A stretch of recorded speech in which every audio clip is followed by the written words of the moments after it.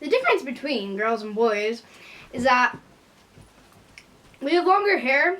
I think the reason of that is it either grows faster than boys, or boys just get their hair cut every 5 minutes. And I think like the difference, like we have different structures. When we have puberty, we grow different ways. Guys also think that they're like struck so man, like duh. Like girls can be that way too, you know. Boys kind of wear like dark colors like blues and blacks and greens and all that stuff. So I think the reason of that is just because like they were more manly, and those are like more manly colors, and like pink and purple are like more like weaker colors. So that's how the girls started bringing them.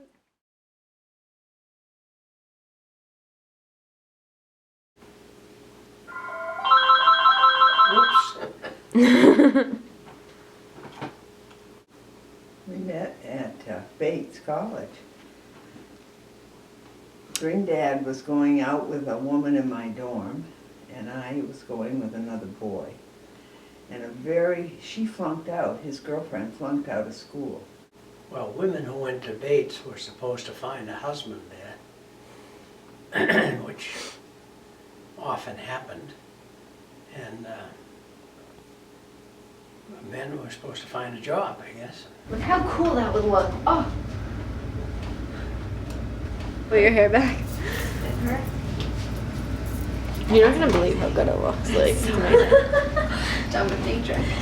I have negative connotations to the word feminine.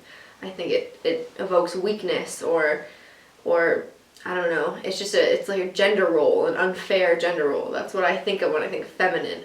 That's, I think, a historically common thing. I mean, the women's body is revered as like a piece of art or beautiful, and the men's body is utilitarian. I'm not sure if it's a women versus men, or if it's just society where we value all different types of diversity within men more than we do women. Well, I would say that I'm more like a boy than a girl. and why is that? I mean, I don't really act like a girl, like hee. I wear shorts, I wear tank tops, I don't really care if I look messy. I think just tomboys are just girls who just want to be a little courageous, I guess. I try to be like somewhat gender neutral, and I also try to dress really consistently, mostly because as a woman, and especially a young woman, I'm very scrutinized. I'm judged every day. That's like the first thing people see, and that's the first thing they'll talk about. I love corsets, just in general, not just like objectively. The object scientifically is just really fascinating. So yeah, I made a bunch of them, and I did a whole project on the history of them, which is very rich and incredible. It's very in the same category as, you know, Chinese foot binding and female genital mutilation. You know, most women in the 17th and 18th century would grow up since they could walk, essentially, wearing corsets. So they had no back muscle, and most of them would either sleep with it or take it off at night, and their backs would just crumple. They had no strength, and it's also very damaging to inner organs, obviously, if you're wearing them consistently. And then you chose to like make a line of corsets. Yeah. So how was that sort of like? It seems like they would be like a tool of suppression. It is. I mean, I think it's brought back ironically as, hey, like then it was this tool of suppression that essentially slowly killed women as they wear it, and now we're wearing it and we're like embracing it, and it's ours. Well, I think that things are much more liberal now in terms of dress codes, if you will. I mean, you think about in my grandmother's day, when they went swimming, women wore stockings and pretty much their whole body was covered up. And now you're into the bikinis. And I think it's a step forward. Yeah. People should do what they want, when they want. Like everybody thinks that the girls are less powerless than the boys, but I would In my class, I would say not. Mm-hmm. I really think they're equal. Mm-hmm. Cause I know like we're not like muscle strong, but like we have dignity, you know? Fight for women! I hope that like in the future, like women will be treated as tough as guys. Like I want woman, like, you know, presidents like a girl has never been the president. It's just been like his wife.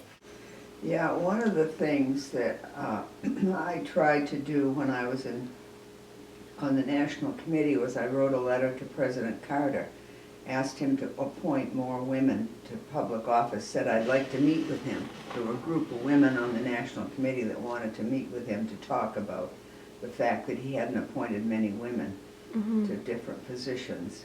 And he set us up with a meeting with his wife as opposed to meeting with him. So we met with Rosamond. I think when you're little, it doesn't really matter what you are. It's just kind of like, hey, you're a person. You want to be my friend? I don't know, because people get judgier as they get older. Yeah, because they're in this world longer, and this world isn't like that nice of a place. I mean, it's really nice, like really, really nice with nice people, but there's also some bad people. And I also think it's just a part of growing up. It just gets harder every time as you get older. So I think it gets judgier as you get older because you face the hard things and the good things. I feel like everybody should have the same differences. Like they can be on the same football team, they can be on the same baseball team, they can be on the same basketball team. I think everybody should have a chance to do everything.